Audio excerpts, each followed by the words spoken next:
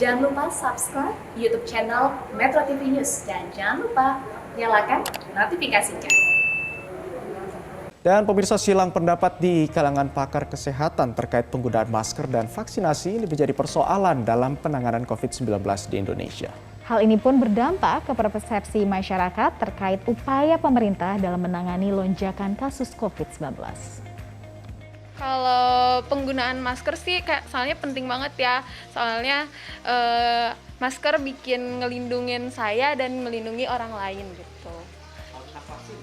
Kalau tentang vaksin sih saya belum terlalu percaya karena banyak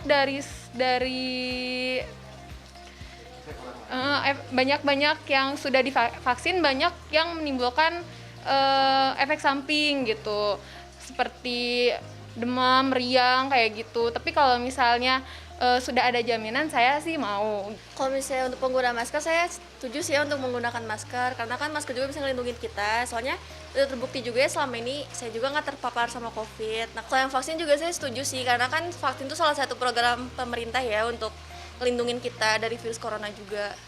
Kalau menurut saya pribadi sih untuk masker nih ya Kak, itu harus sih, walaupun bukan COVID, kan menangkal dari virus apapun kan kalau masker. Selain melindungi diri sendiri juga melindungi orang lain. Kalau pendapat saya tentang vaksin, dari pemerintah kan itu memang sudah dianjurkan juga. Jadi ya setidaknya selain dari diri kita pribadi, ada vaksin kan bisa untuk menangkal virus tersebut dan menghindarilah gitu. Ya, pernyataan Menko Polhukam Mahfud MD menyebut adanya silang pendapat di tengah para pakar kesehatan terkait vaksinasi dan juga penggunaan masker tentunya bisa memicu kebingungan di tengah masyarakat awam. Dan pemirsa, lalu bagaimana pengurus besar Ikatan Dokter Indonesia atau PPID merespon adanya silang pendapat di tengah upaya untuk menyelesaikan pandemi COVID-19? Kami akan membahasnya bersama dengan Ketua Umum PPID Daeng M. Fakih yang sudah terhubung bersama kami. Selamat pagi Dokter Daeng, apa kabar dokter? Selamat pagi, alhamdulillah baik, sehat ya dokter. Ya dokter, ini bagaimana PPID merespon adanya silang pendapat dalam penanganan COVID-19 ini, dokter? Iya baik, ini kita satu persatu ya, contoh masalah vaksin ya, masih memang tidak banyak sih kalau di kalangan medis ya, yang masih ada perbedaan. Tetapi kami kemudian membentuk tim khusus di Ikatan Dokter itu namanya tim advokasi vaksinasi, dan tim advokasi vaksinasi ini selalu bekerja sama dengan KPC PEN ya dan Kementerian Kesehatan, itu memberikan semua informasi dan jawaban-jawaban atas pertanyaan masyarakat, atau kalau ada hoak-hoak yang ada kita kita betulkan atau kita koreksi. Sementara ini sangat efektif sehingga di kalangan dokter kalau ada sesuatu yang dipertanyakan langsung menghubungi tim advokasi vaksinasi. Akan tetapi kalau arah beritanya itu destruktif, yang hoaknya destruktif, biasanya yang bersangkutan dipanggil bukan hanya untuk dijelaskan tetapi diberikan teguran secara etik ya, karena dokter itu harus selalu menyampaikan sesuatu ya kepada masyarakat dan kepada pasien itu sesuai dengan keilmuan yang ada. Jadi kalau sampai sifatnya destruktif, tidak ada dasar dan bukan bertanya gitu, bukan mengetahui tapi mempengaruhi opini publik, biasanya kami panggil dan kami proses di Majelis Kehormatan Etik Kedokteran. Oke. Dokter Daeng, sebenarnya apa penyebab atau awal mula munculnya silang pendapat yang terjadi di antara ini tenaga kesehatan, terutama terkait vaksinasi dan penggunaan masker tersebut? Jadi Mbak, di kalangan kesehatan tidak terlalu banyak. Apa yang disampaikan Pak Mahfud itu mungkin ada berita-berita di sosmed atau di media-media itu. Waktu kami telusuri, sebenarnya itu kebanyakan atas nama. Okay. Jadi kita cari dokter yang bersangkutan misalnya itu tidak ada. Ya, jadi kami sudah banyak telusuri dan itu tidak ada. Kalau yang bersangkutan memang ada, biasanya kami panggil untuk diberikan penjelasan oleh tim advokasi vaksinasi. Kalau dia kemudian tidak mengindahkan penjelasan secara ilmiah itu, biasanya kita kasih teguran secara etik.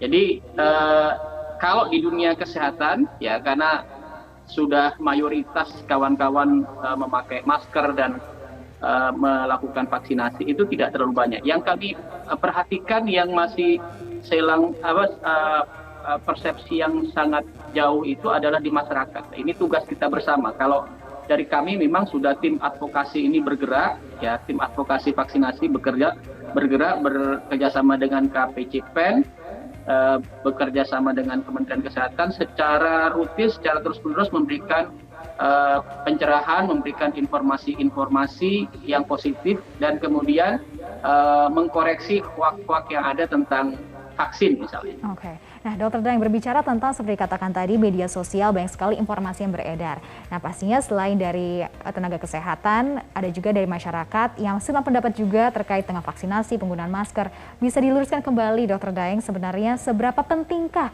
untuk kita sebagai masyarakat untuk ikut serta program vaksinasi dan juga disiplin menggunakan masker untuk melawan pandemi COVID-19? Ya, yang pertama mungkin ini memang yang disampaikan Pak Mahfud, memang ini kunci sebenarnya keberhasilan merubah perilaku dan strategi untuk mengatasi pandemi COVID di hulu. Aliran informasi ke masyarakat ini perlu kita benahi bersama. Oleh karena itu PBID sudah menyampaikan sebenarnya untuk bisa menggerakkan tokoh-tokoh masyarakat. Tokoh masyarakat ini penting untuk mengkampanyekan perubahan perilaku kepada masyarakat. Kalau masyarakat tidak berubah, ini agak susah ya. Masalah masker, masalah kerumunan, masalah cuci tangan, masalah vaksinasi memang sulit. Karena apa? Karena yang kita bahas sekarang ini, vaksinasi dan masker, itu sebenarnya faktor hulu yang sangat penting. Kalau ini tidak berjalan dengan baik, ya, prokes ya, masker itu mewakili prokes ya, atau kebiasaan sehat ya. Kemudian atau protokol kesehatan yang terkenal sekarang. Kemudian vaksinasi itu mewakili ketahanan tubuh kita, imunitas tubuh kita. Dua hal itu sebenarnya yang di hulu harus kita kejar terus-menerus supaya kita tidak rentan terjadi lonjakan seperti sekarang ini. Nah, lonjakan seperti sekarang ini karena kita tidak taat protokol kesehatan dan vaksinasi kita belum merata ya. Di beberapa negara ya, misalnya seperti Italia yang dulu pernah parah ya, kemudian Amerika yang dulu pernah parah, sekarang sudah mulai longgar. Kenapa? Karena vaksinasinya sudah di atas 70%, bahkan mendekati 100%. Kemudian tertib melakukan prokes. Nah, di Indonesia sebenarnya sama saja. Kuncinya adalah di vaksinasi dan prokes. Vaksinasi itu mendorong supaya imunitas komunitas, atau kalau yang disebut herd immunity itu terbentuk. Jadi komunitas berbicara tentang vaksinasi juga, Dokter Daeng. Berbicara tentang vaksinasi juga, untuk masyarakat mencari informasi terkait vaksin, tempat penggunaan vaksin, ini kan banyak sekali masyarakat yang mungkin kesulitan. Bagaimana mereka bisa mendapatkan ya vaksin seperti apa yang aman untuk mereka gunakan? Ini kan seringkali menjadi perdebatan. Ini bagaimana cara masyarakat bisa mendapatkan informasi yang baik dan benar, terutama menggunakan media sosial yang kerap kali menjadi acuan masyarakat. Betul, ini makanya saya katakan yang disampaikan Prof. Mahfud itu memang kunci. Informasi nyampe ke publik secara benar ini kunci. Kalau kita hanya mengandalkan sosmed atau yang media-media online, saya kira masih kurang, Mbak. Karena banyak media online itu kita kalah dengan hoax, berita hoax. Iya. Barangkali bisa ada strategi ya oleh pemerintah ini melibatkan sosiolog atau orang-orang yang ahli dalam community development begitu, untuk menggerakkan pimpinan di masyarakat, bukan hanya pejabat-pejabat maksudnya ya, bukan petugas kesehatan, bukan hanya itu. Masyarakat terbawah itu kadang-kadang dia patuh pada pimpinan di komunitasnya masing-masing. Ini yang harus mampu kita gerakkan supaya aliran informasinya melewati pimpinan-pimpinan masyarakat tersebut itu bisa masuk ke masyarakat, sehingga masyarakat tidak bisa digoyah oleh berita-berita hoax yang ada di sosmed. Ini artinya ada role model ya Pak Dokter ya? Tidak selesai, memang agak susah.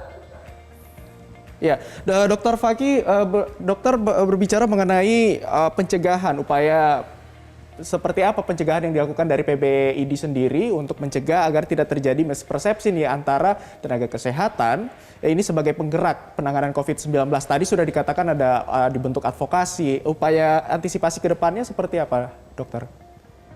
Ya, saya katakan tadi kalau di masalah vaksinasi itu ada tim khusus, tim advokasi vaksinasi. Dan ini tim ini kerjasama dengan Kemkes, kerjasama dengan KPCPEN, bukan hanya untuk nakes. Ya, memang khususnya nakes, tapi juga memberikan pencerahan ke masyarakat. Setiap ada persoalan masyarakat atau nakes itu diselesaikan oleh tim advokasi ini untuk memberikan penjelasan. Tetapi gini Mas, PBID itu bukan leading sektor untuk masalah ini. Ya, leading sektornya adalah masyarakat. Mas, masyarakat, bukan petugas kesehatan. Ya, karena ini melawan COVID ini bukan petugas kesehatan, bukan hanya pemerintah, tapi ini perlawanan semesta untuk merubah perilaku, kemudian ketaatan melakukan protokol kesehatan. Itu justru garda terdepannya adalah masyarakat. Makanya kemudian kita memiliki kewajiban bagaimana kita secara baik membuat konsep tokoh-tokoh masyarakat ini digerakkan untuk bersama-sama. Untuk bersama-sama mendorong masyarakat itu taat terhadap protokol kesehatan, mendapatkan aliran informasi yang benar terhadap apa itu protokol kesehatan, apa itu vaksinasi. Jadi jangan dibalik Mas, bukan petugas kesehatan. Garda terdepannya masalah perubahan perilaku. Tidak akan kuat petugas kesehatan. Petugas kesehatan itu garda terakhir dalam pelayanan kesehatan. Berarti tanggung jawab masyarakat. Kita membantu dalam proses, kita membantu dalam proses memberikan informasi, kita membantu dalam proses mengkampanyekan protokol kesehatan, tapi tetap garda terdepannya adalah masyarakat. Kalau kuncinya ada di masyarakat ya dokter ya dalam menjalankan protokol kesehatan.